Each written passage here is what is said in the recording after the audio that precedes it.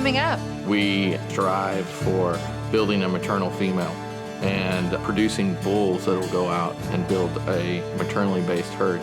Let's talk about mothers that are around for 10 plus years that have good bags, that can milk and raise those calves. A seedstock producer in Oklahoma works to fill a widening gap in commercial herds. Next on The American Rancher.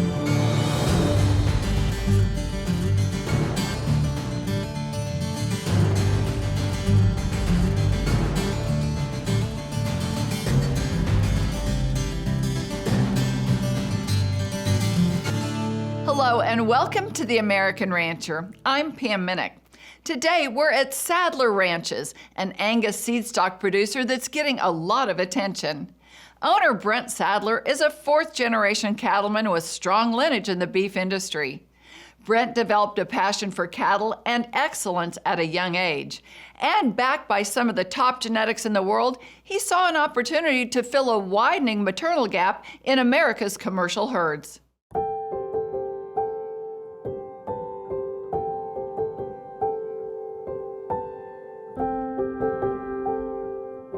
I was born and raised right here locally in Perkins, Oklahoma. Grew up on a sizable commercial operation here. We ran commercial Hereford operation alongside with farming wheat and alfalfa. Same thing my grandfather did and his father before him. Unfortunately, my family dispersed in 1995. Growing up in a commercial seedstock operation, I wasn't able to go out and see a ton of registered operations and how marketing worked. Luckily and fortunately for me, Chris McCutcheon hired me at a young age when limestone just started, and it was a very up-and-coming operation at the time and really allowed me to get a grasp on the Angus business and how marketing and genetics play key roles in the purebred industry and how you can really set the precedent for a lot of commercial operations. Growing up in a commercial operation, it's always instilled a part of me that we've got to have a cow herd that calves easy and still goes out and performs and does all the things that they're supposed to be doing. Just like our commercial customers today, they expect that our genetics will last them for a long period of time and that they'll be problem-free and they're not out there having to deal with those types of problems on a daily basis. That we were able to purchase the original limestone Angus cell facility and everything a decade after they sold out. Specifically where we're sitting at today, the cell facility and all the main area that we use for marketing. It was a surreal situation where I was actually working here when we constructed everything that's on this property. We were able to actually get something that when I was growing up I thought it was just a dream. I grew up raising, showing Hereford cattle, and it wasn't until 2014 that I purchased my first Angus cattle from Coleman Angus in Charlotte, Montana. At that point in time, we really began to develop our Angus herd. This past summer, we made that ultimate decision and dispersed our Hereford operation to top Herefords in North Dakota. And so you're looking at just pretty much 100% Angus operation we stand today.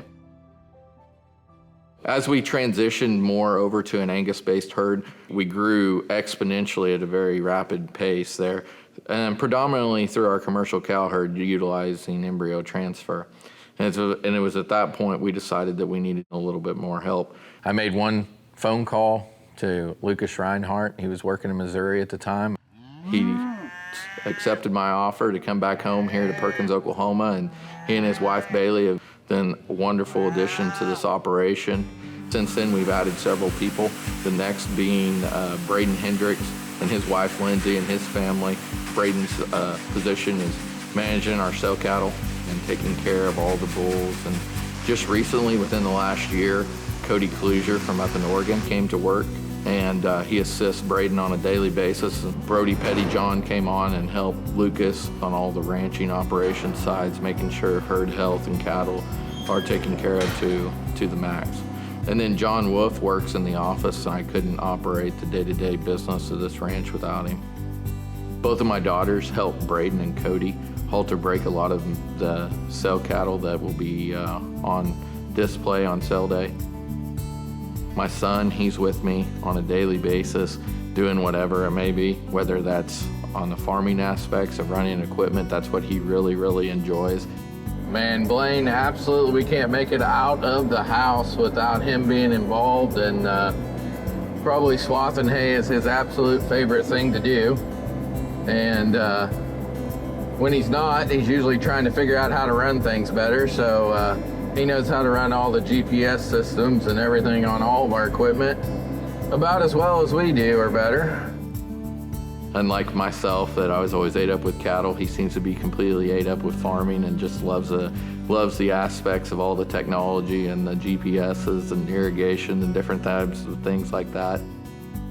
But those are the things that really drive every one of us, I know, that's watching this episode, is to build something for your kids. And that's what I really strive to do around here, is to build an operation that's sustainable for my kids going forward. After the break, we strive for building a maternal female and producing bulls that will go out and build a maternally based herd. we take a close look at the power behind Sadler Ranch's complete maternal program. That story is after the break here on The American Rancher.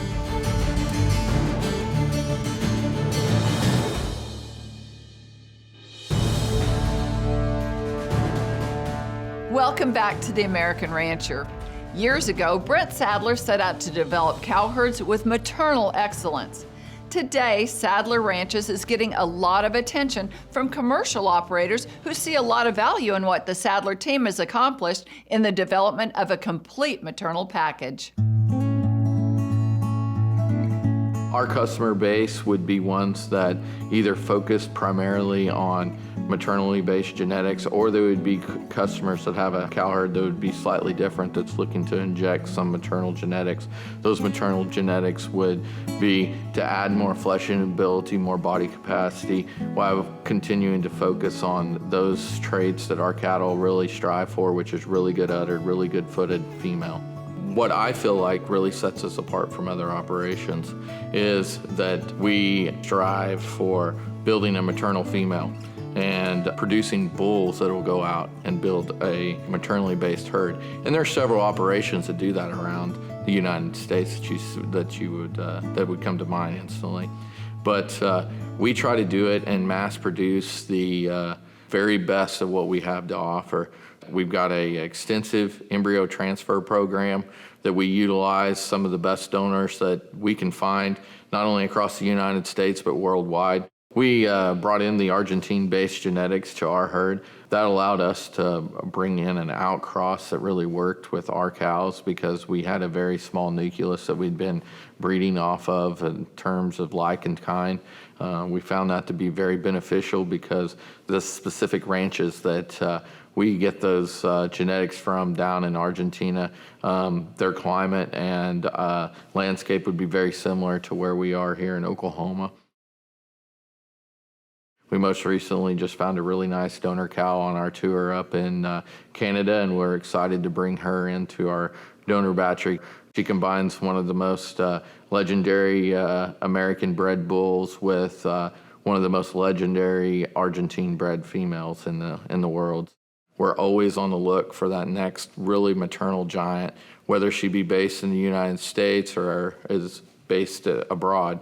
We're always trying to put those into our herd and make sure that they're the type of cattle, first and foremost, that fit all of our criteria.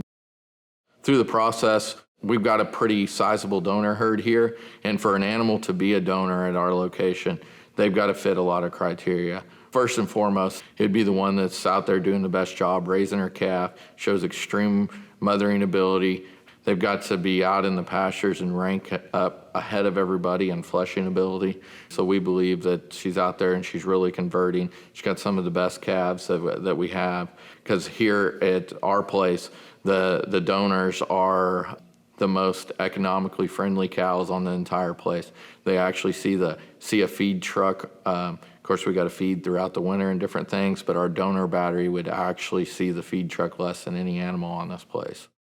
And probably one of the most important things that we also look at is docility. We want to make sure that these cattle go out and are extremely docile and produce docile cattle for our customers. Because if we're going to start mass producing them, we've got to have all those things, the docility, the really, really good feed, so we can't have any feed issues whatsoever in that donor cow. She's got to have a near perfect udder. This cow right here, her great grandmother was one of the first cows that Limestone got, that she sold in one of our first production sales to Kirk Duff, and she ended up going making a name for herself. Ended up at ZWTs in Tennessee, and that's where this cow actually came from. Kind of interesting how things make a full circle, and the rest of these cows all go back to the legendary Donna J311. So there's a lot of history here.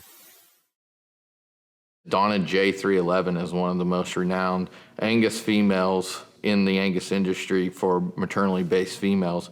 That particular female actually would have graced these pastures out here back probably in 2003 or so, when we Limestone purchased her from Coleman Angus in Montana.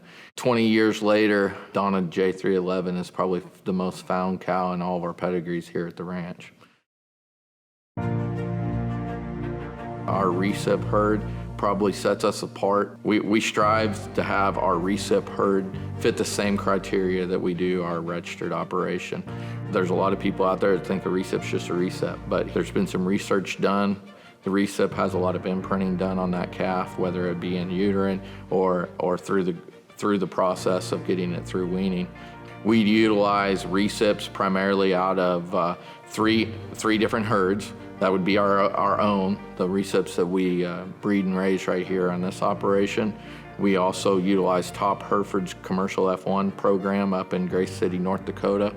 And then we have a substantial Angus-based recip herd that actually comes out of Top Ranch up in Faith, South Dakota. They've done a fantastic job of breeding a very large maternally based herd there in South Dakota.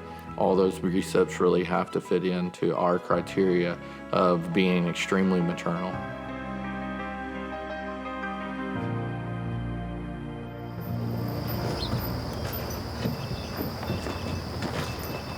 Morning. Morning, how are you guys? Good, how are you? So this morning, our veterinarians here preg checking a few recips for us in one of our later groups. Utilizing IVF allows us to keep our donors in a youthful production and reproductive status. So our donors calve on an annual basis and we keep them in the same season year after year. Well, I've been working for Brent for a long time, and he started back when he started with the Angus deal here. It's probably been 4 to 5 years ago, and started growing. For the most part, this spring here with Brent and Lucas, we've been on average, I would say we would probably average right there at about 54 to 55% on our IVFs, which national average is probably closer to 40% on IVF, and we're doing all frozens here. The fresh IVF will be a little bit higher. I feel like when customers come and buy bulls from us, that they're injecting an entire line of fertility and longevity into their cow herd. In the area that we live in today, there's been a lot of carcass genetics bred into the commercial cow herd around here and around the country. And that's all fine and works very well for a lot of families and a lot of people. But I think over time, there's been some families see that they probably needed to have their cow herd a little bit more maternally based, that adds a little longevity and functionality to the female in general. And that's where I feel like that our bulls will excel for the families that come and choose to use our genetics. Basically right now, we've got about 500 acres of this BMR planted. This specific kind we use for haylage for the most part. We'll run it through our Vermeer silage baler and we'll wet wrap it. That'll be used throughout the winter and the fall. We use it specifically for all the bulls that we develop. They go on a forage-based diet all the way up through the sale. So the big yearling bulls that we videoed earlier this morning, they'll in October, they'll go on a ration that is comprised mostly of this BMR, and we'll put a very low amount of corn in it, just what is needed. But for the most part, most of their diet throughout their entire life would be comprised primarily of all forage. So these bulls have been developed on a very limited concentrate. We make these bulls go out and work for everything that they've got and put it on through grass. As you can look at a lot of the bulls that actually come here, a lot of people would probably think that we feed them a lot heavier than what we do, but that's the fleshing ability that are bred into these cattle. So today our Angus herd consists of a set of cattle that we feel are as easy fleshing, maternally oriented, and structurally sound as you can find in any Angus cattle. We really feel like that we've hit a gold mine using some Argentine genetics along with our current Angus herd. So we really feel confident where our Angus cattle are today. Up next. Let's talk about mothers that are around for 10 plus years, that have good bags, that can milk and raise those calves. Find out how you can put top Angus genetics from Sadler Ranches in your herd.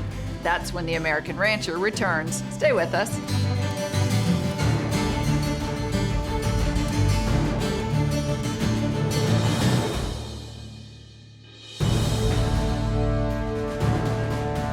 Welcome back to the American Rancher. With years of focused discipline, Brent Sadler and the crew at Sadler Ranches have developed genetics that fill the widening gap of maternal traits and longevity in the Angus breed. Their annual bull sale is coming February 5th, giving you the opportunity to bring top Angus genetics to your operation. Me and Brent go way back. I managed this ranch back from 2001 to 2012. It's called Limestone Angus, and we hired him as a kid in high school. He has always been one to dot his I's and cross his T's. He doesn't do anything halfway. His philosophy on his cow herd and what he's building here and my philosophies are a lot alike. We're all looking for really high maternal cattle that are really balanced, easy fleshing, and loaded with red meat and muscle. Something that'll go out and survive on grass and produce females that will survive on grass. Join Brent, Lucas, and the entire Sadler team in Perkins, Oklahoma for their annual bull sale Monday, February 5th. The sale starts at 1 p.m. and features 100 lots of 2-year-old, 18-month-old, and yearling bulls with a deep selection of full and half brothers out of Sadler's leading donors on the ranch. I invite everybody out to join us on February 4th. We'll have all the bulls on display, and then back again on Monday morning, we'll have all the bulls on display. And the sale will start at 1 p.m. on Monday, February the 5th. And if you can't join us live here at location, you can always join us online at Superior Click to Bid. All our registered cattle sell 100% guaranteed. All cattle have been parent verified and sell with genomically enhanced DPDs to help you select the animal that best fits your program. Every one of the registered lots that sell in our sale will be accompanied with free nationwide delivery. We'll make sure that these animals get there, and most importantly, we're going to do the best job we can to try to deliver them personally to you in a timely fashion. So we invite you out at any point in time to come and evaluate the cattle that we have here, not only for sale, but what we have in development. We feel like we do a rigorous calling job all the way through the entire process, and we want to make sure that we stand behind them 100%. Any problems that happen to any of these animals, we want to be the first ones to know about, and we will take care of it. We want to make sure that these are problem-free. We want to make sure that you get exactly what you demanded when you bought them. We also would like to invite everybody to contact us and go over our all-natural buyback program that we're offering on all of the calves sired by our bulls. You've got cattle that are going to go out there and truly perform for these commercial producers and purebred producers alike. Not just cattle that you can get 1 or 2 calves out of and they break down skeletally, but let's talk about mothers that are around for 10 plus years, that have good bags, that can milk and raise those calves. Ideally, we want those calves to grow as much as we can to weaning weight, grow well into that yearling weight, and then let's shut down a little bit so we don't have these monster cows to feed. Drought conditions, extremely high feed cost. This is a perfect scenario, the perfect storm that Brent has created right here, because there's no question for that commercial producer that thinks about it, those cows or those replacement females they can get out of the bulls he raises or the replacement females they buy directly from him are going to perform and they're going to make money. We don't have to continue to replace them, and that's just simple economics, and it works. For more information on the annual Sadler Ranches bull sale, log on to superiorclicktobid.com or call the number on your screen. That's all the time we have today. For more information about us, visit our website, theamericanrancher.com, or connect with us on Facebook or YouTube. I'm Pam Minnick. For our entire American Rancher team, thanks for joining us. We'll see you next time.